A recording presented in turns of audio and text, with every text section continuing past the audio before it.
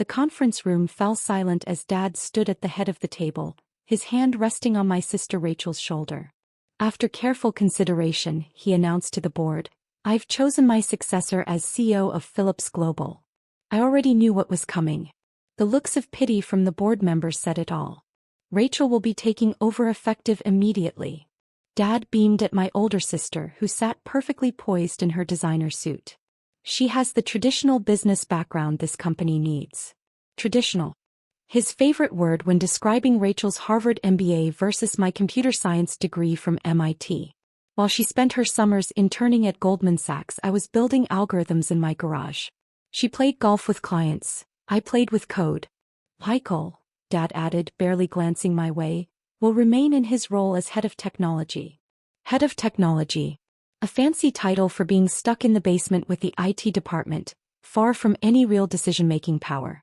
I'd spent years trying to convince them that tech was the future of logistics, that our family's shipping company needed to evolve. But Dad and Rachel were too focused on maintaining the status quo.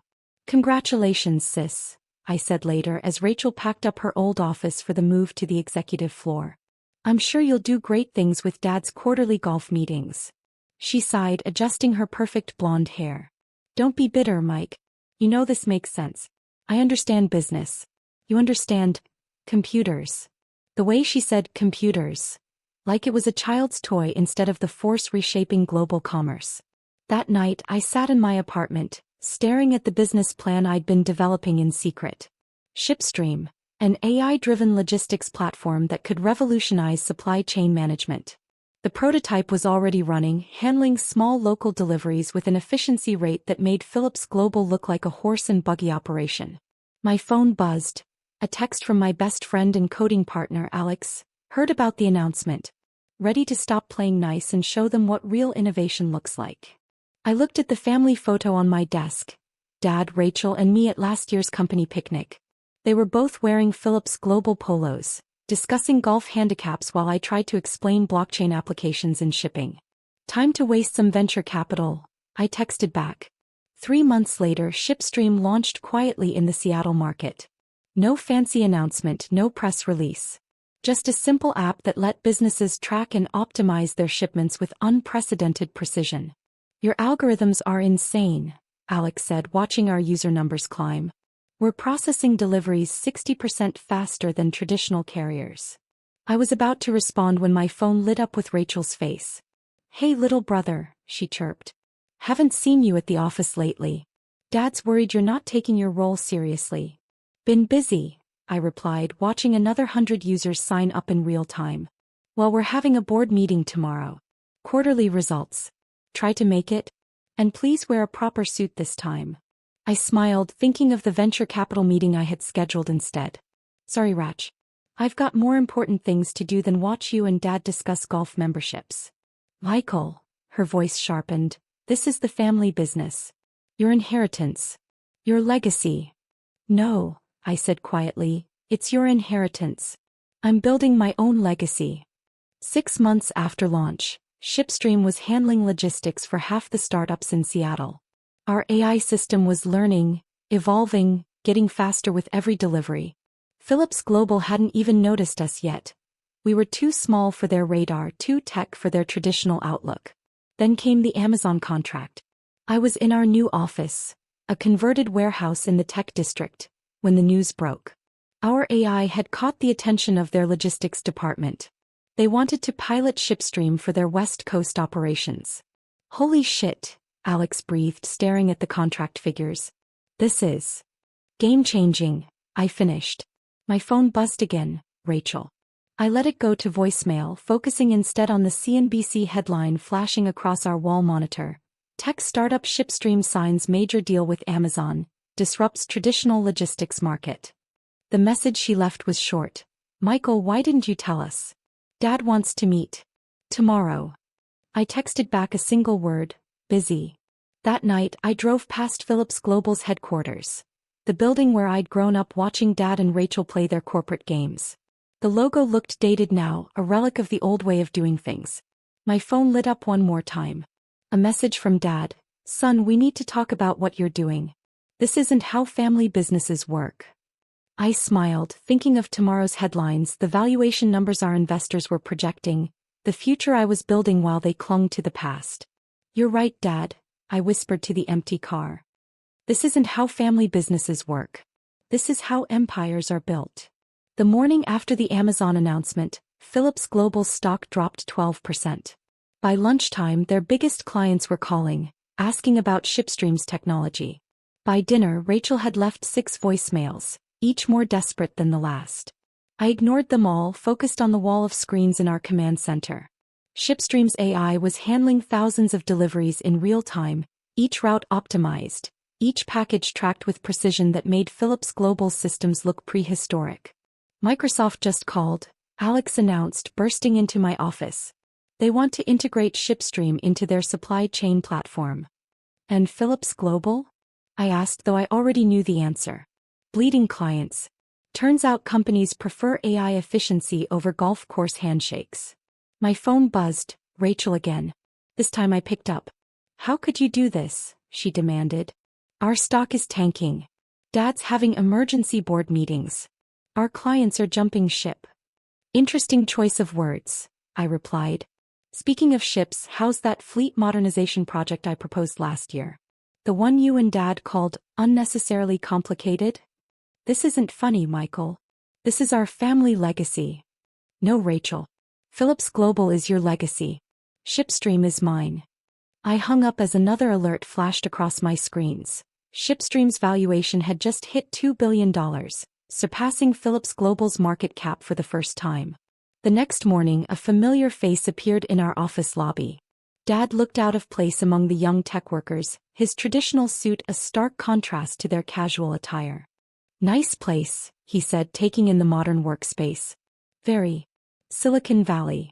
What do you want, Dad? He pulled out a folder, acquisition papers. We want to buy Shipstream. Bring it under the Phillips Global umbrella. Make this a family success story. I laughed. You mean save your company? Son, be reasonable. We're offering a generous. The same reasonableness you showed when you stuck me in the basement? When you dismissed every innovation I proposed. Alex appeared with our latest numbers. Google's logistics team wants a meeting. And Phillips Global just lost the Nike contract. To us. Dad's face paled. Michael, please. We're family. Funny how family becomes important when you're losing, I replied, handing back the folder unopened. The answer is no.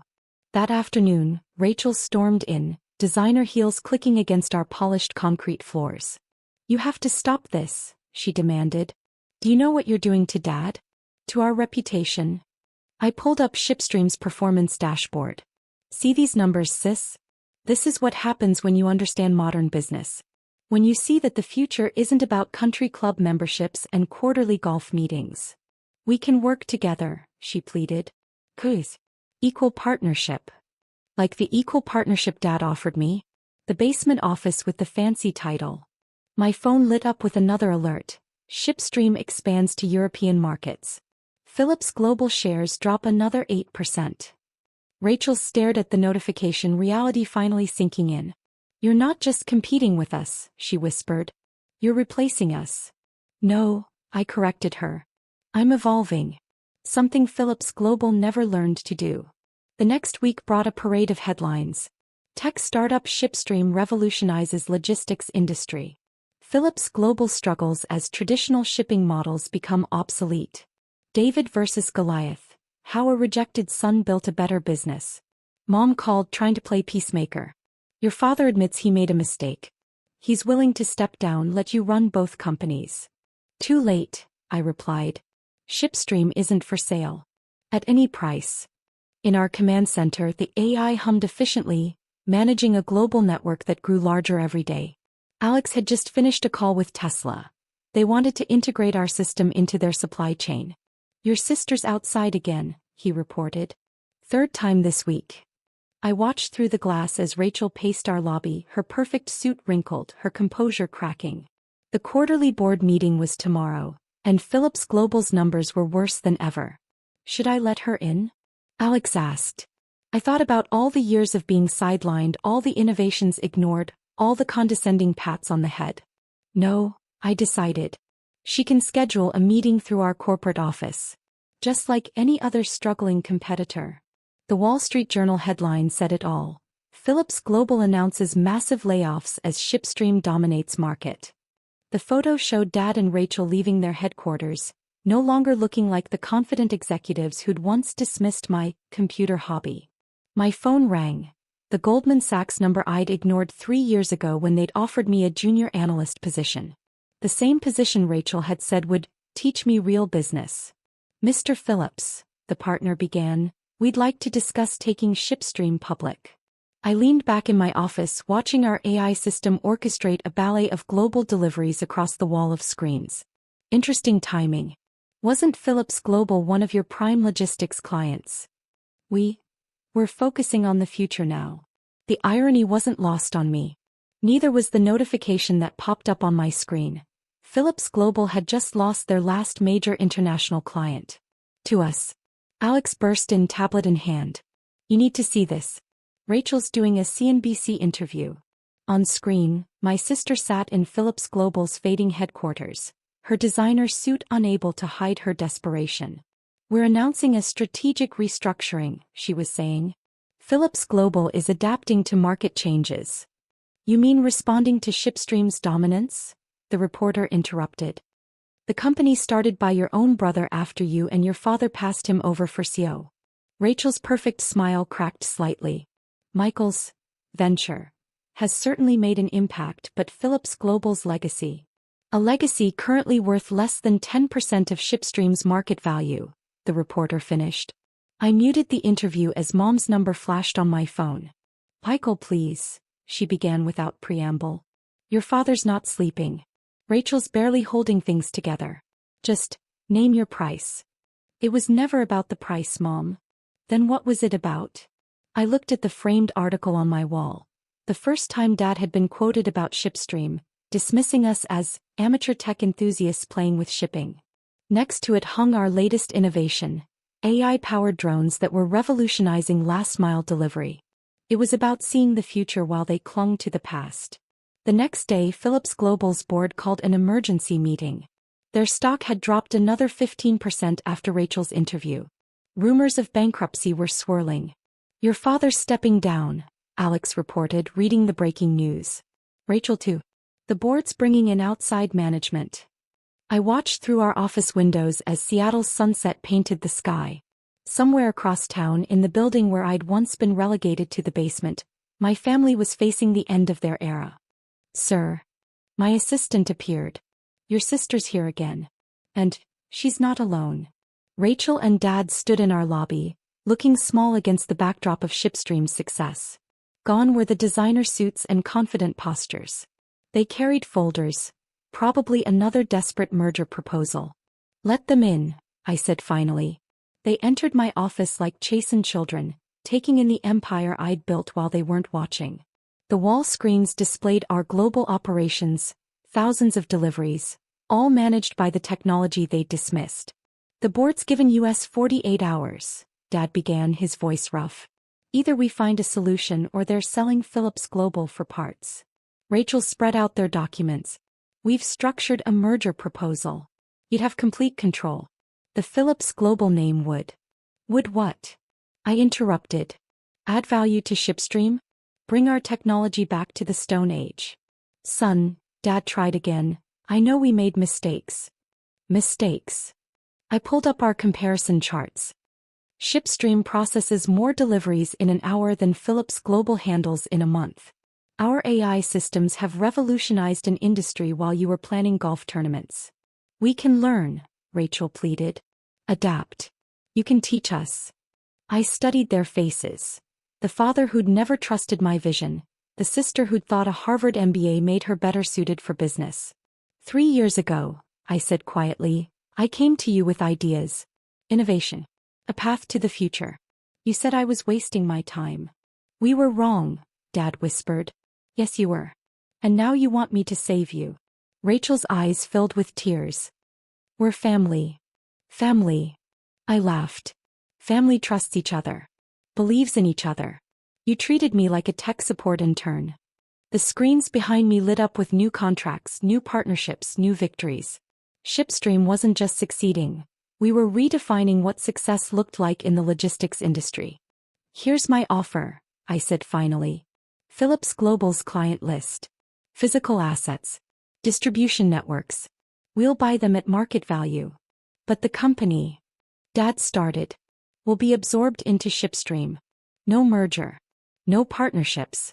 Phillips Global becomes a footnote in our success story. Rachel's hands shook as she reached for the papers. And us. You can apply for positions. Entry level. Learn how modern business actually works. They stared at me, the magnitude of their failure finally sinking in. The empire they'd thought would last generations, now worth less than the company built by the son they'd sidelined. The board meets tomorrow, Dad said quietly. We'll present your offer. As they left, I watched their reflections in the wall of windows. 3 years ago they'd sat in their prestigious offices, dismissing my ideas about technology and innovation. Now they walked out of my building having lost not just their company, but their understanding of what business could be. My phone buzzed. Forbes wanted to do a cover story. Tech visionary reshapes global logistics. The Shipstream revolution. The sun had set completely now, leaving Seattle's skyline glittering with possibility. Somewhere in those lights, a family legacy was ending. But another was just beginning, built not on tradition and golf courses, but on innovation and the courage to see beyond the obvious. Sir. My assistant appeared again. The Phillips Global board accepted our offer. They're announcing it tomorrow morning. I nodded, thinking of that basement office where I'd first dreamed of Shipstream. Schedule a company meeting. It's time to show the world what happens when you don't waste time playing by old rules. Sometimes the best revenge isn't just success. It's success so complete that it renders the old guard obsolete. And sometimes the son they didn't believe in becomes the future they can't survive without.